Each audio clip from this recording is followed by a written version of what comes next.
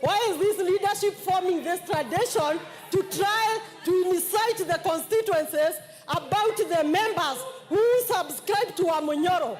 It is one term. They are not all here. Even that rudderless, clueless, visionless group, none of them were here.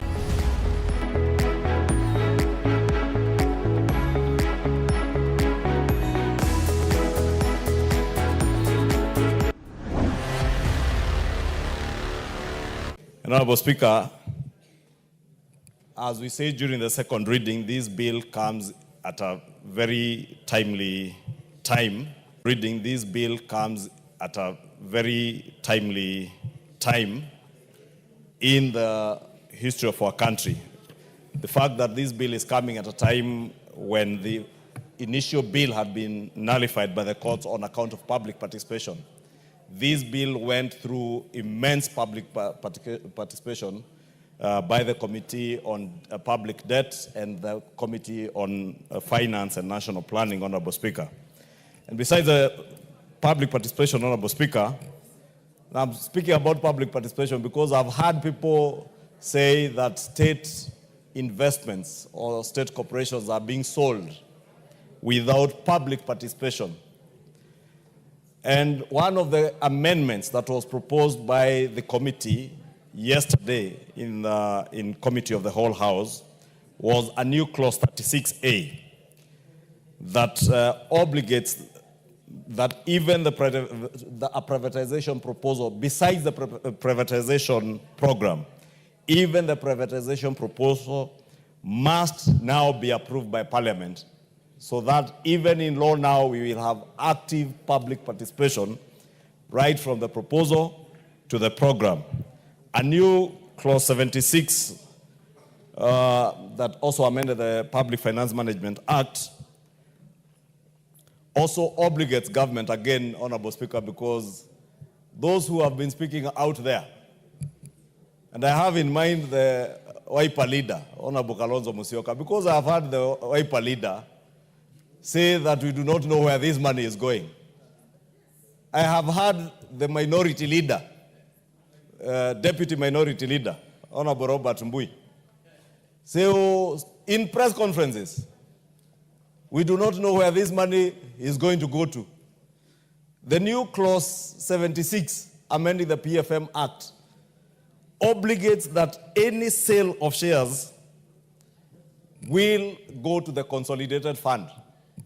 So those who are just speaking out there, Honorable Speaker, must know that now we are obligated by law that all this money, even what was in the bill was amended by the committee, that you cannot even have a special account that was interest-bearing to then later transfer within 90 days to the consolidated fund. See if the member for Naivasha would be in the House, or the member for Kajiado North, who I saw addressing a press conference out here on the IPO of Kenya Pipeline, but none of them were there. And you can see even now they are not here, Honorable Speaker. Honorable Speaker, the new clause 76 also speaks to the dilution of shares in state corporations. Point of order? What's your point of order? And it must be a point of order, not just a nuisance, Honorable Thank Speaker. you, Honorable Speaker. Is it of our colleagues criticizing that they didn't bring the amendment? An amendment can be brought by will. Maybe they didn't want to bring. It's also part of protest. They are protesting out there, and they are protesting by leaving that amendment so that you do it the way you know. What is the point of order there now, Honorable Speaker? That is a point of argument. You're out of order. Honorable Speaker, you know, Honorable Speaker, Honorable Anjikumo here, because she was also not in the House. I was only mentioning those members who shout out there in funerals, in street rallies, but they are not there when you are doing legislation.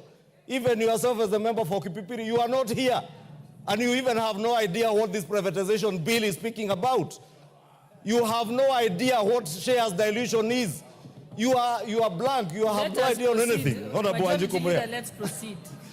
Proceed, Majority Leader. Honorable Speaker, I was saying my last point was on shares dilution. Because part of the privatization, Honorable Speaker, speaks to dilution of shares in state corporations. And we have made sure that today, if the state is even to dilute shares in any state corporation.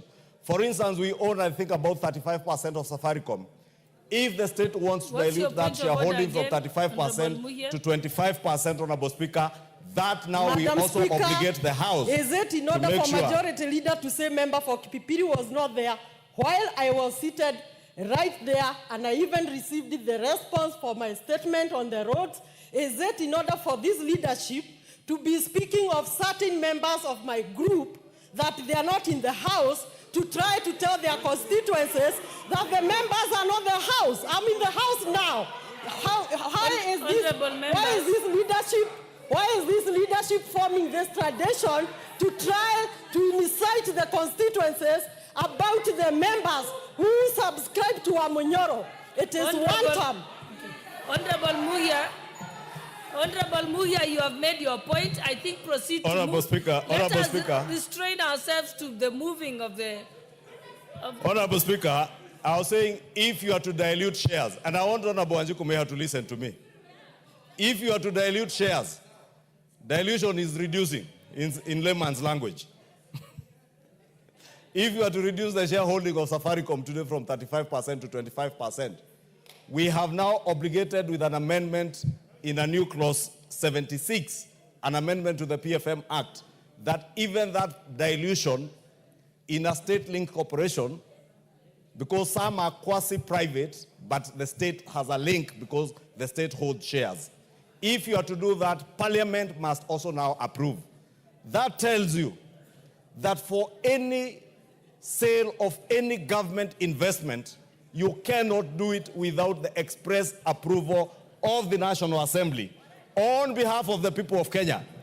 That is part of the public participation, Honorable Speaker, that we are obligated, because when you involve the National Assembly, we are again obligated by the Constitution to make sure that in any of the processes that we do, we involve the public, and therefore public participation will be integral in the dilution, in the sale of any state investments, Honorable Speaker.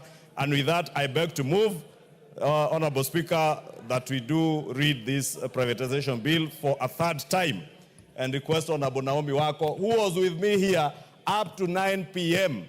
And I have no apologies, Honorable Speaker, when I say that members are not in the House.